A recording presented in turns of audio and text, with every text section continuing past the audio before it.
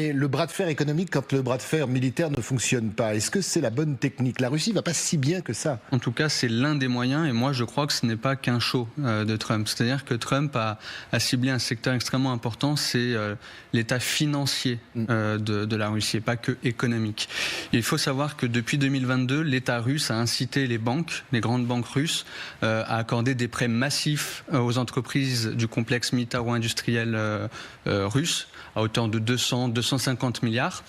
Et ça crée une situation de vulnérabilité en Russie, une bulle financière qui risque d'éclater et de mettre à plat l'économie russe. C'est-à-dire que si il y a un dilemme pour Poutine. Il y a poursuivre la guerre dans les termes actuels, ce qui va poursuivre la montée inflationniste, augmenter les taux d'intérêt, ou alors négocier un allègement des sanctions pour éviter des faillites généralisées d'entreprises et donc de ces banques qui ont accordé des prêts massifs.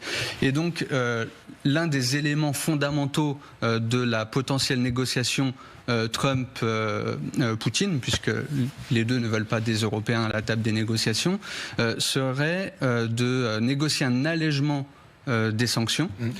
Qui à terme serait profitable, ce serait profitable à Poutine parce que ça lui permettrait à un horizon de 3-5 ans de régénérer l'état financier de la Russie et de repartir. Et ça se vend bien auprès d'une population. Et ça se vend bien.